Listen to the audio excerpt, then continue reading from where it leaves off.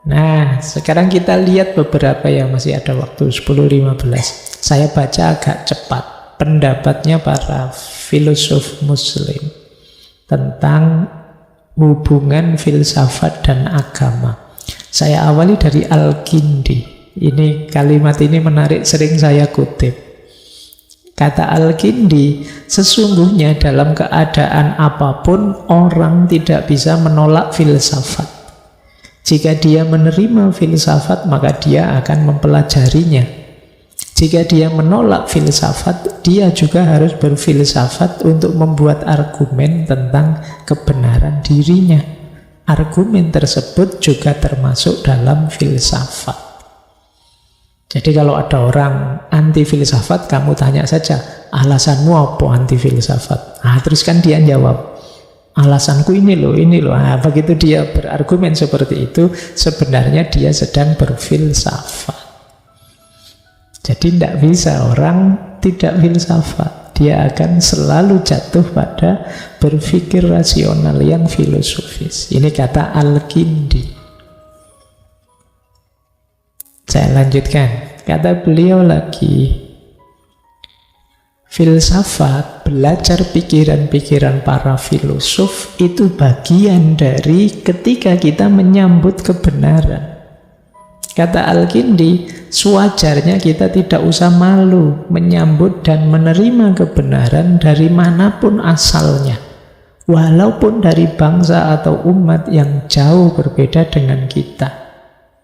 Sesungguhnya tidak ada yang lebih utama bagi pencari kebenaran daripada kebenaran itu sendiri. Adalah tidak wajar merendahkan serta meremehkan orang yang mengatakan dan mengajarkannya. Tidak ada seorang pun yang rendah dengan sebab kebenaran. Bahkan semua orang akan mulia oleh kebenaran. Para filosof, para ilmuwan, semua berikhtiar mencari dan menemukan kebenaran. Kalau bahasa agama yang mereka semua sedang belajar. Kalau membaca dulu Bidayatul Hidayah, coba dicek ketika kita mengkaji kitabnya Imam Ghazali itu, siapapun yang belajar maka dia dimuliakan oleh Allah, didoakan oleh semua makhluknya, kata Imam Ghazali, bahkan sampai ikan di laut dan burung yang terbang ikut mendoakan. Jadi maka ayo jangan malu-malu, jangan ragu-ragu, kita terus belajar mencari kebenaran dari manapun, menyambut kebenaran dari siapapun. Jadi di situ bagian dari kita mencari ilmu. Saya lanjutkan. Nah, ini juga Al-Kindi menuntun kita cara menyikapi para filosof. Ada banyak pemikir-pemikir besar yang berkontribusi terhadap peradaban manusia dari dulu sampai sekarang. Termasuk para filosof Yunani. Kata Al-Kindi, adalah kewajiban kita untuk tidak mencela orang yang telah memberi manfaat besar pada kita. Meskipun para filosof itu tidak berhasil mencapai sebagian kebenaran, mereka adalah saudara yang telah memberikan buah pikiran bagi kita, sehingga menjadi jalan dan alat untuk mengetahui banyak hal yang belum mereka capai. Para filosof juga menyadari bahwa tak seorang pun mencapai kebenaran yang sempurna dengan upaya sendiri. Masing-masing pihak mungkin hanya dapat memperolehnya sedikit. Tetapi bila dihimpun butir-butir yang sedikit itu, niscaya akan menjadi saling mengutuhkan. Kita harus menghargai siapapun dia, ilmuwannya, filosofnya, ulamanya, dengan apapun gagasannya. Mungkin ada yang kurang sempurna, ada yang perlu diperbaiki, ada kekurangan ini, kekurangan itu. Tidak boleh mengurangi penghormatan kita pada mereka. Justru karena pikiran-pikiran mereka itulah kita tergerak untuk memperbaiki, punya gagasan lebih baik, menyempurnakan, dan lain sebagainya. Kalau dalam Islam ada istilah ilmu itu cahaya. Berarti siapapun yang dilimpahi ilmu, kebenaran dalam bentuk apapun sebenarnya sedang memperoleh cahayanya Allah dalam bentuk apapun juga. Maka kata Al-Kindi, yuk kita tetap hormati siapapun itu yang menebar kebenaran, menebar ide, menebar gagasan, meskipun mungkin masih belum sempurna, masih banyak kurangnya. Yaitu jadi tanggung jawab kita saat ini untuk menyempurnakannya. Saya lanjut Ibnu Rus, Faslul Maqal. Saya kasih ayat ya biar kalian percaya bahwa ini tidak sekedar ngomong, ada dalilnya. Ada banyak. Ibnu Rus antara lain menggunakan ayat-ayat itu untuk menyebut bahwa Al-Quran juga mendorong kita berfilsafat.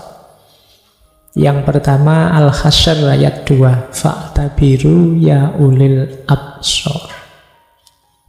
Maka ambillah ibrah. Loh, kalau kita tidak mampu berpikir sampai level filosofis, sulit kita mengambil ibrah. Atau surat Al-A'raf ayat 185. Apakah engkau tidak melihat di semesta langit dan bumi dan apapun yang diciptakan Allah, segala sesuatu. Jadi ini kita diminta untuk mengamati, melihat, mengilmui apapun di sekeliling kita. Termasuk surat Al-An'am ayat 75 yang di sini Allah menceritakan seperti itulah Allah memperlihatkan pada Ibrahim semesta langit dan bumi sehingga dia menjadi yakin. Juga surat Ali Imran ayat 191. Ini orang-orang yang ingat Allah dalam keadaan berdiri, duduk, berbaring, kemudian dia berpikir tentang ciptaan langit dan bumi, kemudian berkata, Rabbana ma khalaqta hadza batila subhanaka faqina adzabannar. Ada ayat lain yang saya hafal, ada ayat yang bunyinya begini. Wa qalu law kunna nasma'u aw naqilu ma kunna fi ashabis sa'ir. Jadi besok ada sebagian penduduk neraka yang ketika dia di neraka dia mengeluh, laukunna nasma'u au naqilu, seandainya kami dulu mau mendengarkan dan mau berpikir, makunna fi ashabis sa'ir, maka kami tidak akan masuk neraka ini. Jadi di situ mereka menyesal, mbok yo saya dulu di dunia mau berpikir, saya tidak mau mikir masalahnya. Akhirnya keliru, salah jalan. Nah, maka ini itu juga bisa dipakai dalil untuk kita berfilsafat. Nah, kata Ibnu Rus lagi, filsafat dan syariat itu sebenarnya dua jalan yang berbeda menuju hakikat kebenaran yang sama. Yang satu menggunakan akal, akal ya sumbernya Allah. Yang satu menggunakan wahyu, wahyu apalagi sumbernya Allah. Kebenaran dari dua jalur saling mendukung, saling menguatkan. Kata Ibnu Rus, akal dan wahyu itu seperti saudara susuan, ukhtur rodi'ah, yang tidak mungkin dipisahkan. Akal memerlukan wahyu karena ada masalah-masalah di dunia ini, khususnya yang berkaitan dengan metafisik yang tidak bisa dicapai oleh akal. Akal juga terbatas, dia perlu wahyu. Sementara wahyu juga memerlukan akal. Karena tanpa akal wahyu tidak bisa dipahami. Makanya dulu saya bilang, mana lebih penting, akal atau wahyu? Dua-duanya penting. Akal kalau tidak ada wahyu, ya dia sangat terbatas, mudah terpeleset, tidak punya orientasi. Wahyu kalau tidak ada akal, ya dia apa bisa dipahami kalau akal kita ngaco, kalau akal kita macet.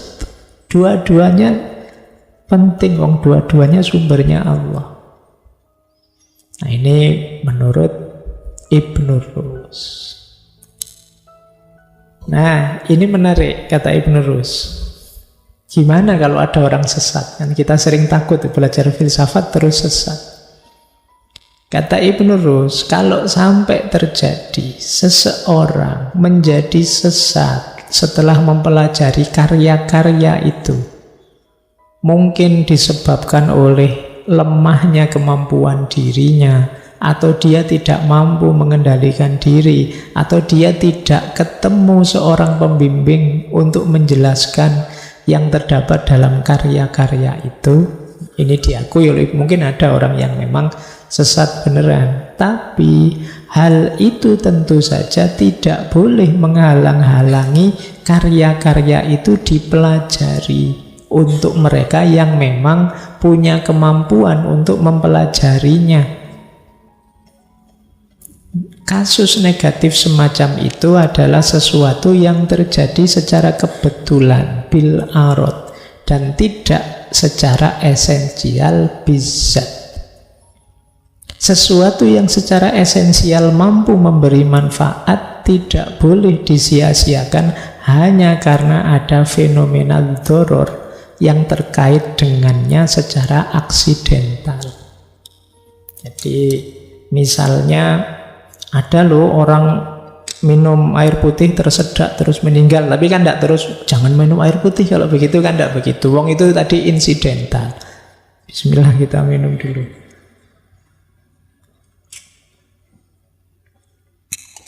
Jadi kalau ada orang belajar, wah saya sesat gara-gara ini, ya tapi bukan berarti terus, wah kalau begitu tidak usah belajar lagi lah, tidak begitu.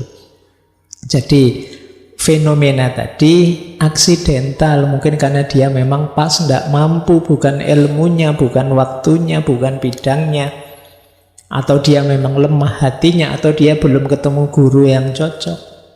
Jadi sebabnya banyak, jangan alasan ini kemudian ditinggal semuanya.